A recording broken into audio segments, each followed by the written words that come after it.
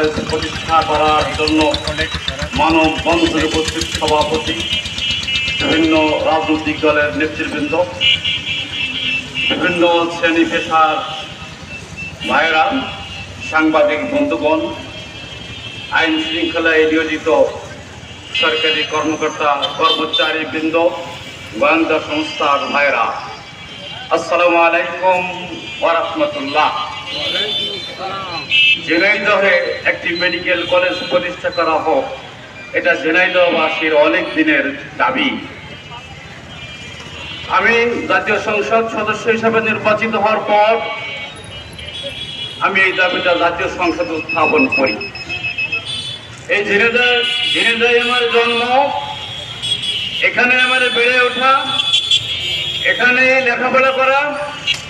সুতরাং ঝিনাইদহের কিভাবে উন্নতি করতে হয়, কি কাজ করলে ঝিনাইদহের উন্নতি হয়, বা ঝিনাইদহের উন্নয়নের জন্য কি কি করা দরকার, আমি ছোটবেলা থেকেই তিলে তিলে এটা বুঝতে পেরেছি। বিভিন্ন মানুষ, বিভিন্ন শ্রেণী পেশা, বিভিন্ন বিভাগের লোকদের সাথে কথাবার্তা বলে আমি তীব্রভাবে অনুভব করলাম ঝিনাইদহে মেডিকেল কলেজ নাই।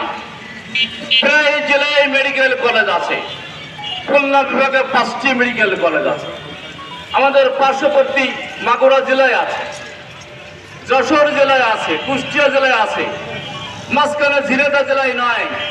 ঝিনাইদহের অনেক ডাক্তারের সাথে আমার মত বিনিময় হয়, তারা আফসোস করে ঝিনাইদহে কোনো নেতাও নাই, মেডিকেল কলেজের কথা কেউ বলেও না।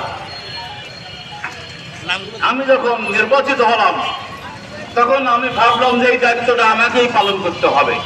অতএব আমি জাতীয় সংসদে কথা বলি, এবং ওই দিন আর কোনো বক্তব্য দেওয়ার সুযোগ ছিল না, মাত্র 2 মিনিটের জন্য একটা বিষয়ে বক্তব্য দেওয়ার ছিল। জাতীয় সংসদের কিছু নিয়ম কানুন আছে। আমি আবার বলেছিলাম যে একটি আলোচনা, একটি বক্তব্য আমার, তার মানে একটি বেশি বেশি বলা যাবে না তা না, ওই বিধিতে একটাই বলতে হয়, 2 মিনিটের চাই। সেই কারণে বলেছিলাম একটাই দাবি, তার মানে হাত দাবিলেই তা না। আমি পর্যায়ক্রমে ঝিনাইদহের জন্য রেল লাইন স্থাপন করা দরকার, কৃষি